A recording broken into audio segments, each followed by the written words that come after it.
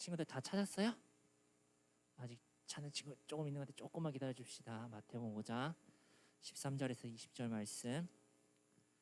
목사님이 한 절 읽고 우리 친구들과 우리 선생님들이 한 절 교독해서 읽도록 하겠습니다. 13절 읽겠습니다. 너희는 세상의 소금이니 소금이 만일 그 맛을 잃으면 무엇으로 짜게 하리요? 후에는 아무 쓸데없어 다만 밖에 버려져 사람에게 밟힐 뿐이니라.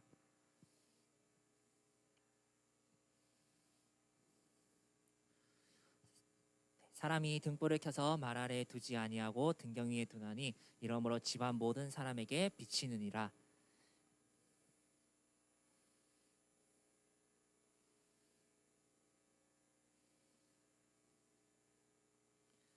내가 율법이나 선지자를 폐하러 온 줄로 생각하지 말라. 폐하러 온 것이 아니요 완전하게 하려 함이라.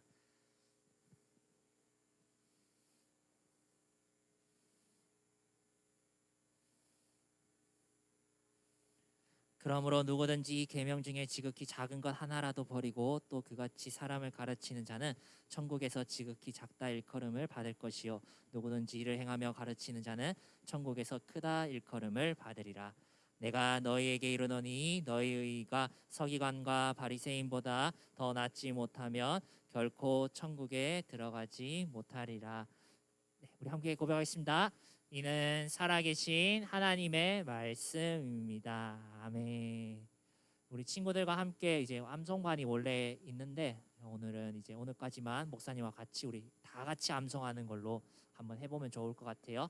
오늘 성경책 벌써 덮은 친구들, 벌써 덮으면 안 되는데 목사님 먼저 말 안 했다고 덮으면 오늘 성경책 볼 거예요.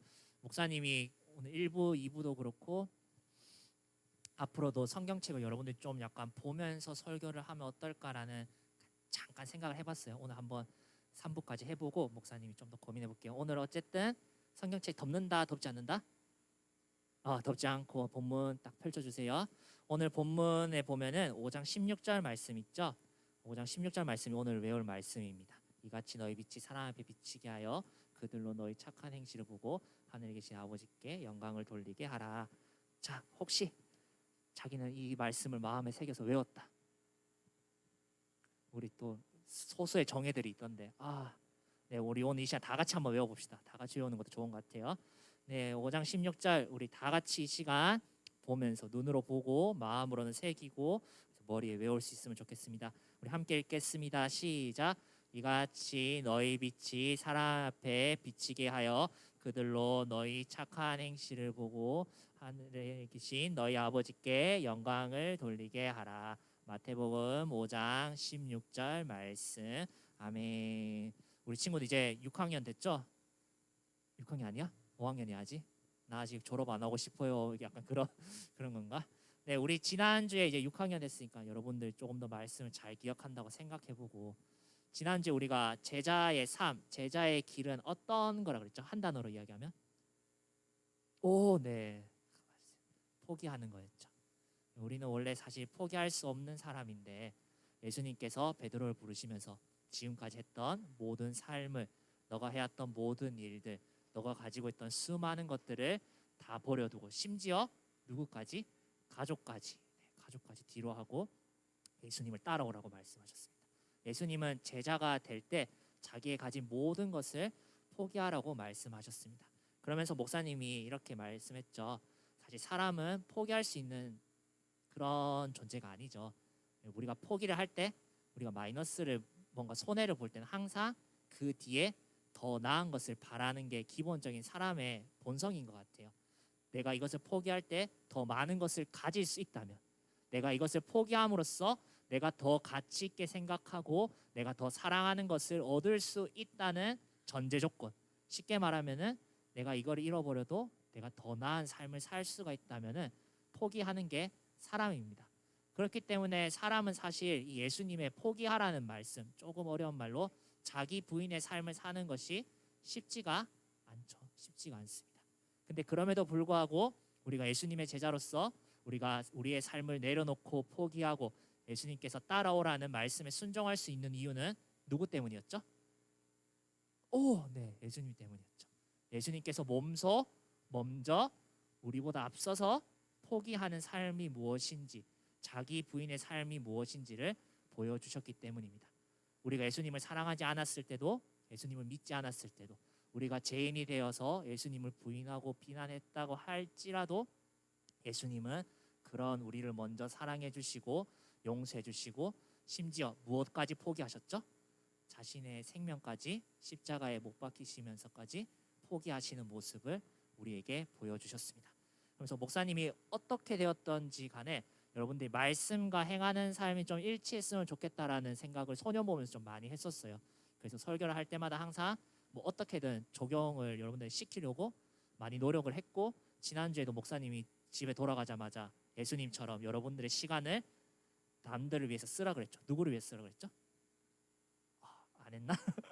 부모님에게 쓰면서 지금까지 여러분들 안 했던, 부모님을 섬기지 못했던 아주 사소한 것부터 시작해서 걸레질이 될 수도 있고, 빨래를 이제 개는 거일 수도 있고, 여러분들이 설거지하는 거일 수도 있고, 여러분들 예수님의 제자라면은 예수님처럼 다른 사람을 위해 섬기기 위해서 내 시간, 내가 좋아하는 것들을 양보하고 포기하는 것들을 한번 실천해 보라고 목사님이 여러분들에게 권면을 했었죠.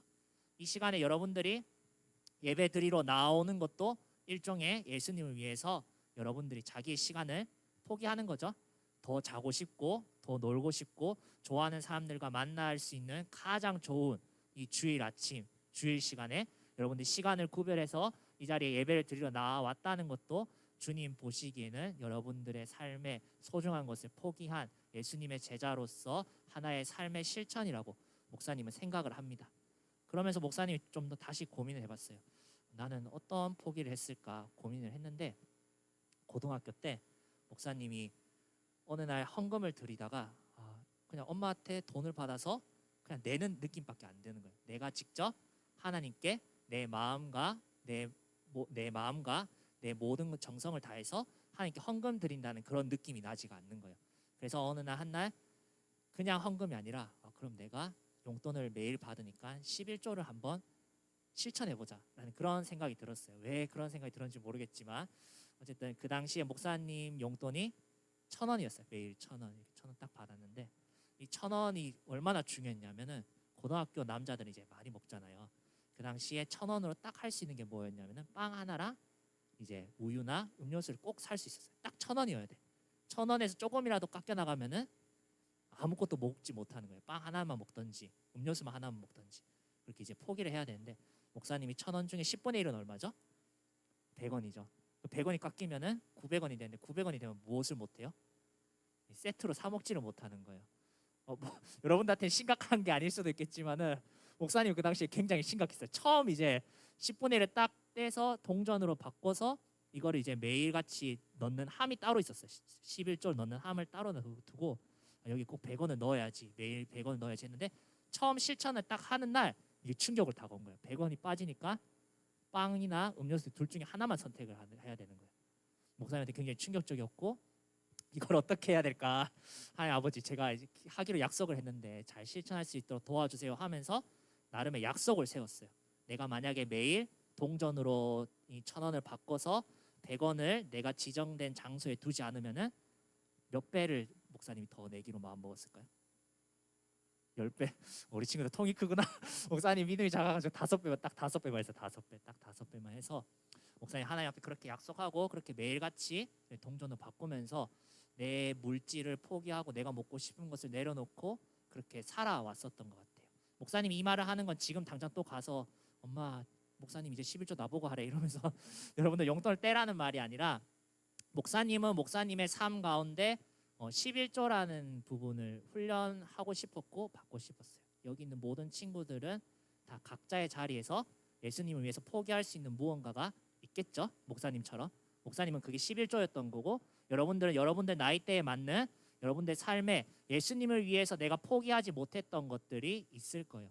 그것을 여러분들이 꼭 찾고 생각해 봤으면 좋겠어요.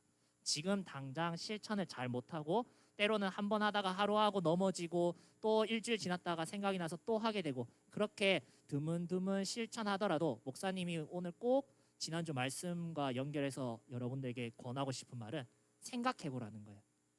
여러분들이 삶의 자리에서 어떠한 것을 포기할 수 있는지, 예수님을 위해서 이 정도는, 이것만큼은 내가 할 수 있어 라는 그 생각을 여러분들이 꼭 시작해 주셨으면 좋겠습니다.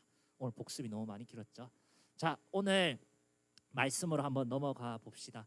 오늘 여러분들 잘 아는 말씀이죠. 세상에 무엇과 무엇이었죠? 소금과 빛이었죠. 네, 소금과 빛. 오늘 이 말씀의 소금과 빛은 누구를 이야기하느냐 하면은 뭐라고 적혀져 있죠? 제자. 누구의 제자일까요? 예수님의 제자를 의미하고 있겠죠. 예수님께서는 이 제자들을 세상의 소금과 빛으로 불러주셨습니다. 조금 여러분들에게 쉽게 전달되기 위해서 나름 목사님이 준비한 건데 오늘 이야기의 등장인물은 그럼 누굴까요? 본문에 12제자인 거죠. 예수님의 제자. 조금 더 크게 말하면은 예수님의 제자가 오늘 본문에 등장인물로 이제 등장을 했다고 여러분들 상상을 한번 해보세요. 이 등장인물들에게 예수님 이 등장인물들이 있으면은 여러분들 목사님 좀 마음이 아픈데 자기 마음속으로 손 드세요. 자기는 펜트하우스를 본다. 벌써 이 나이 손 들면 안 돼. 손 들면 안 돼. 여러분들 나이 볼 수 있는 게 아니에요. 물론 부모님과 같이 앉아서 본다면은 부모님이 잘 해주시겠지만은 목사님 지난주에 그 말 듣고 엄청 충격을 먹었어요. 목사님도 아직 안 봤는데 그 재밌는 거를 재밌다고 하긴 하던데 어쨌든 펜트하우스라는 예를 들어서 등장인물이 있잖아요. 모든 드라마나 영화에는 다 등장인물들이 있어요. 그러면은 그 펜트하우스에는 등장인물들이 사는 무엇이 있죠? 공간이 있죠. 공간이 있고 배경이 있고 이 스토리는 뭐 성악하는 사람들 목사님 다 안 봐서 잘 모르겠지만 이 사건은 이러한 뭐 지금 뭐 2000년대라고 칩시다. 2000년대 시기에 어떤 이 펜트하우스 좋은 집에 사는 사람들의 배경을 가지고 등장인물들이 이렇게 막 치고받고 네, 서로 막 싸우고 하는 그런 이야기죠. 오늘 이 제자들에게도 다른 영화나 드라마의 배경처럼 이들이 살아가야 될 배경이 있다라고 예수님이 말씀해 주고 있습니다. 이 제자들이 살아가야 될 삶의 환경, 배경이 있다라고 이야기를 하는 겁니다. 그래서 목사님이 오늘 성경책을 덮지 말라고 했어요. 한번 볼까요? 오늘 본문 같은 5장의 10절을 한번 봅시다. 10절 한번 봅시다. 의를 위하여 예수님의 제자가 의를 위하여 살아가거든요. 이 의를 위하여 살아가는 사람은 어떤 거를 받는다고 적혀져 있죠? 박해를 받는다고 적혀져 있어요.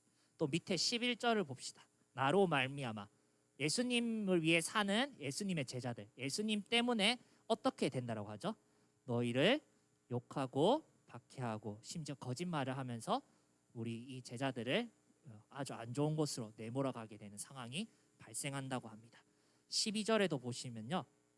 너희 전에 12절 끝에 보시면은 너희 전에 너희 예수님 제자들 전에 선배들이 있었대요. 이제 선지자들이라고 하는데 이 선지자들도 똑같이 어떻게 되었다고 하죠? 박해를 받았다라고 이야기를 하고 있습니다. 오늘 예수님은 이 예수님의 제자들에게 세상의 빛과 소금이 되라고 말씀하셨는데 이 배경이 좀 심상치가 않아 보여요. 그렇죠? 박해받고 욕도 당해야 되고 거짓말까지 당해야 되고. 근데 오늘 이 제자들이 살아가는 환경, 예수님이 제자들이 살아갈 그 삶의 배경들이 오늘 이 본문에서만 이렇게 기록되어져 있는 게 아니라 다른 본문에서도 이렇게 똑같이 나와 있어요. 예수님께서 누가복음 10장에 보시면은 제자들을 전도하러 보내요. 전도하러 보내면 이제 좀 야, 너희들 할 수 있어. 너희들 저 세상에 나가면은 복음으로 승리할 수 있을 거야. 라고 말씀해 주시면 참 좋은데 예수님께서 이렇게 말씀하셨어요. 너희를 제자를 보냄이 세상으로 보냄이 무엇과 같다고요? 어린 양을 이리 가운데로 보냄과 같다. 어린 양이 일이나 사자나 늑대 앞에 가면 어떻게 되죠? 죽죠. 잡아먹히게 되죠. 세상은 제자들이 살아갈 이 환경은 정말 쉽지 않고 세상은 언제나 이 예수님의 제자들을 공격하고 비난하고 박해하고 있다라고 예수님은 말씀하고 있습니다. 예수님의 제자 중에 수제자였던 베드로도 이렇게 이야기를 하죠. 근신하라 깨어라 너희 대적 마귀가 무엇과 같이 우는 사자와 같이 삼킬 자를 찾고 있습니다. 그래서 믿음의 선배인 사도 바울은 예수님의 제자들의 삶이 어떤 삶이냐 하면은 전쟁과 같다라고 이야기했어요. 마치 영적 전쟁과 같다. 그래서 너희들이 영적 군사와 같이 무장하고 전신갑주를 입고 이 땅에서 살아가야 된다고 이야기합니다. 목사님 한 번 더 정리해 볼까요? 오늘 등장인물이 누구라고 그랬죠? 예수님의 제자들. 어쩌면 우리일 수도 있겠죠. 이 등장인물들이 살아가는 이 배경, 이 환경이 아주 행복하고 반짝반짝 빛나고 성공만 할 것 같은 그런 밝은 배경이 아니라 어떤 배경인 거죠? 아주 칙칙하고 어둡고 누구나 가고 싶지 않은 도망가고 싶은 그런 고난과 박해와 멸시가 있는 삶이라고 예수님은 오늘 우리에게 말씀하고 있습니다. 근데 참 놀라운 사실은 이거죠. 우리가 박해를 당해야 되고 우리가 욕을 먹어야 되고 우리가 예수님의 제자란 이유만으로 손해를 봐야 되는데, 그러면 보통은 다들 도망가고 싶잖아요. 내가 숨고 싶고 내가 이 고난을 피했으면 좋겠고 내가 이러한 희생을 안 당했으면 좋겠다라는 게 사람의 본능인데, 예수님께서는 오늘 빛인 우리가 이렇게 돼야 된다라고 말씀하십니다. 숨지 못한다. 이 세상이 우리를 공격하려고 눈을 시퍼렇게 뜨고 있는 이 상황 가운데 빛인 우리가 어떻게 된다고요? 숨지 못한다라고 얘기했어요. 오늘 본문 16절 말씀 우리 성경책 펼쳐져 있죠? 우리 16절 말씀 우리 다 같이 큰 소리로 합독하도록 하겠습니다. 시작. 이같이 너희 빛이 사람 앞에 비치게 하여 그들로 너희 착한 행실을 보고 하늘에 계신 너희 아버지께 영광을 돌리게 하라. 성경은 세상을 어둠이라고도 표현을 합니다. 어둠 가운데 여러분 빛이 비친다고 상상을 해보면 좋을 것 같아요. 사실 오늘 목사님이 불 다 끄고 플래시 하나만 딱 보여주면 여러분들이 확실하게 딱 이해가 될 것 같아서 하려고 했는데 빛이 좀 약간 이제 스며들어서 안 될 것 같은데, 자 상상을 해봅시다. 이 세상이 다 어둠이에요. 여러분들 모두가 다 어둠이라고 생각해 봅시다. 근데 어둠이 딱 한 명만 반짝반짝 빛나고 있으면 그 사람은 잘 보여요? 아니면 숨겨져 있어요? 아주 잘 보이죠. 심지어 모든 사람이 어둠일 때 유일하게 누구만 비친 거예요? 그 반짝반짝 빛나는 사람만 다르게 보인 거죠. 야, 너는 교회 다니면서 왜 그렇게 살아? 너 교회 다니는 사람들 왜 그래?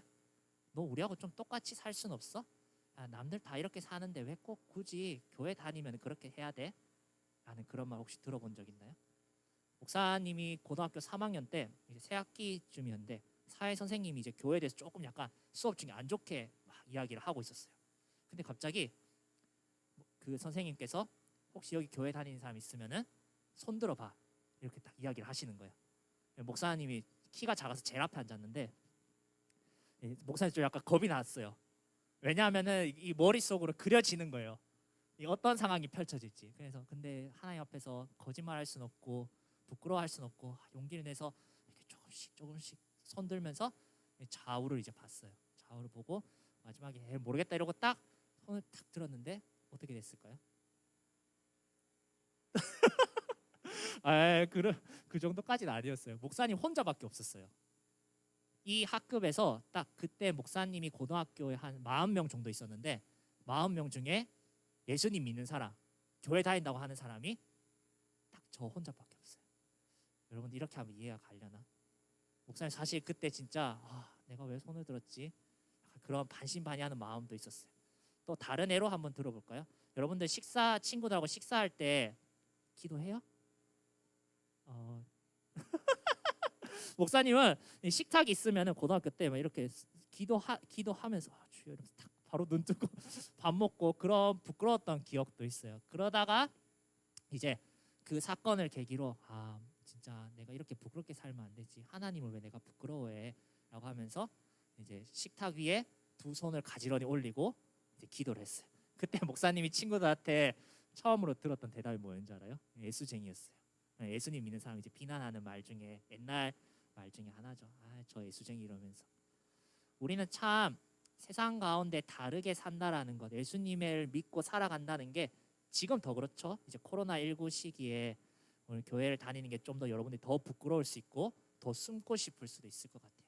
근데 그럼에도 불구하고 오늘 예수님께서는 우리가 예수님의 제자이기 때문에 오히려 숨지 아니하고 우리의 다름을 구별된 우리의 삶을 세상 모든 사람들에게 어떻게 해야 된다고요?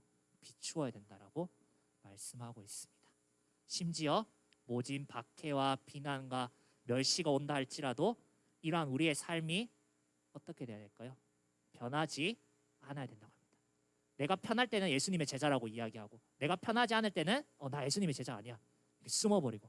대표적으로 베드로가 있었죠. 베드로가 예수님의 제자라고 그렇게 당당하게 외쳤지만은 그의 인생에 가장 위험했을 때 예수님이 예수님이 잡히셨을 때 체포되셨을 때 그는 예수님의 제자라고 하지 아니하고 어떻게 했죠? 예수님을 모른다 하고 도망을 갔었습니다. 오늘 예수님은 어떠한 상황이다 할지라도 예수님의 제자이기 때문에 비난도 받고 손해도 보고 우리가 때론 욕을 먹고 고난을 당하고 세상 가운데서 참 많은 안 좋은 일을 당하게 한다 할지라도 숨지 아니하고 빛과 소금으로서 변하지 않고 살아가는 삶, 그 사람이 바로 예수님의 제자라고 이야기를 하고 있습니다. 여러분들은 예수님의 제자인가요? 여러분들은 삶의 자리에서, 여러분들 학교에서, 학원에서, 또 심지어 안 믿는 집안, 안 믿는 가정에 여러분들 혹시나 교회로 오는 친구들 있다면은 믿지 않는 부모님 앞에서 나 예수님의 제자야. 엄마 아빠 엄마 이렇게 하면 안 돼. 우리 같이 예배 드려야 돼. 예수님은 살아계신 분이야. 예수님 우리를 구원해 주신 분이야라고 말하는 게 참 쉽지 않을 수도 있겠죠.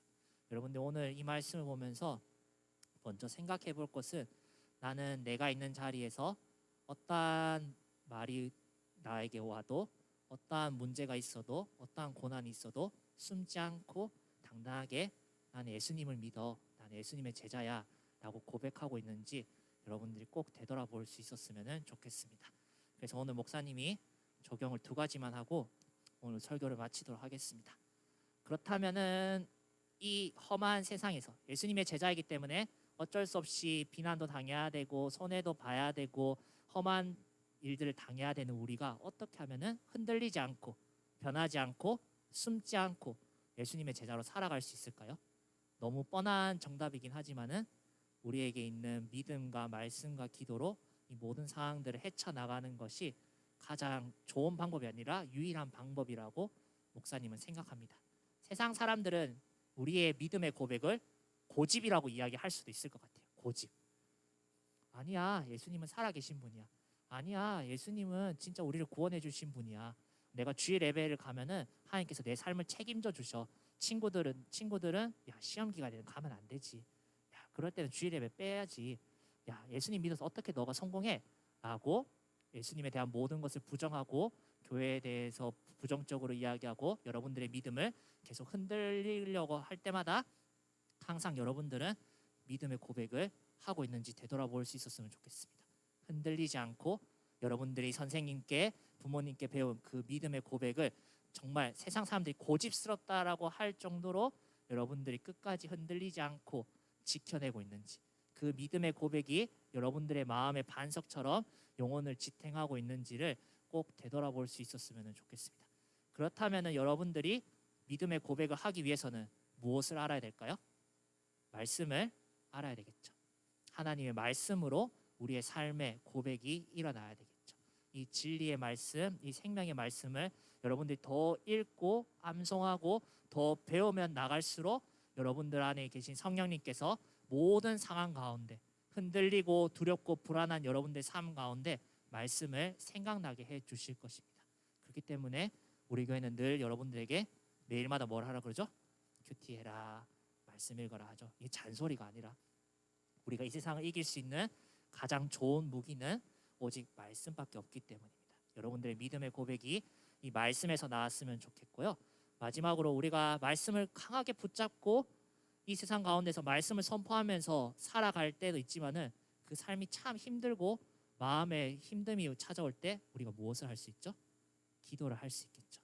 내 힘든 마음, 내 상한 마음, 예수님의 제자이기 때문에 참고 참아온 내 마음을 주님 앞에 내려놓고 기도하면서 그 아버지 되신 하나님이 여러분들의 마음을 만져줄 때 여러분들은 이 세상 가운데서 위로받고 나아갈 수 있는 귀한 주님의 제자가 될 줄로 믿습니다. 목사님이 방법적인 걸 좀 이야기했는데 오늘 사실 여러분들하고 나누고 싶었던 마지막 말씀은 이거예요. 여러분들 왜 예수님의 제자로 살아가세요? 예수님의 제자로 살아가는 게 쉽지 않다고 말하는데 고난을 당한다고 하고 비난을 당한다고 하고 말씀도 봐야 되고 기도도 해야 되고 예배도 드려야 되고 세상 사람들과 너무 다르게 할 것도 많고 예수님을 믿는 게 손해만 보는 것 같은 그러한 삶인데도 여러분들 왜 예수님의 제자로 살아가세요? 여러분들 왜 예수님의 제자인가요? 오늘 예수님께서는 이 제자들이 박해받고 욕을 먹고 거짓말을 당하는 이유를 11절에서 이렇게 말씀하셨습니다. 나로 말미암아, 예수님 때문에. 여러분들이 예수님의 제자로 살아가는 유일한 이유, 예수님의 제자로 살아가는데 힘들고 어렵고 속상한 일도 너무 많지만은 그럼에도 불구하고 나를 사랑하신 예수님, 나를 위해서 죽어주신 예수님, 그 예수님을 위해서 내가 제자로서 살아가겠습니다. 내가 너무나도 힘들고 괴롭고 고통스럽지만은 예수님만 생각하면, 나를 위해서 십자가에 죽으신 예수님만 생각하면은 다시 한 번 더 일어설 수 있는 그 예수님 때문에 오늘 또 이 세상 가운데서 소금과 빛으로 사는 게 어렵지만 넉넉히 살아가려고 믿음을 잃지 않고 애쓰며 살아가는 우리 소년부 친구들이 되기를 간절히 소망합니다. 목사님이 기도하도록 하겠습니다. 하나님 아버지, 이 어두운 세상 가운데 다르게 빛으로 살아간다라는 것, 어려움에도 불구하고 변하지 않고 소금과 같이 산다라는 것, 참 쉽지 않은 일입니다. 우리 아이들이 더욱더 어려운 환경에 처할 수도 있는데 그때마다 늘 주님을 의지하며 말씀과 기도를 붙잡으며 무엇보다도 나를 위해서 죽으신 예수님을 위해서 그 모든 것들을 견디고 나아가며 살아가는 귀한 주님의 제자들이 될 수 있도록 정말 이 세상에서 그 누가 보더라도 이 세상 가운데 빛과 소금으로 살아갈 수 있도록 우리 아이들을 축복하여 주시고 우리 아이들을 빚어나가 주시옵소서. 감사드립니다. 우리를 구원하여 주신 예수 그리스도의 이름으로 기도드립니다. 아멘.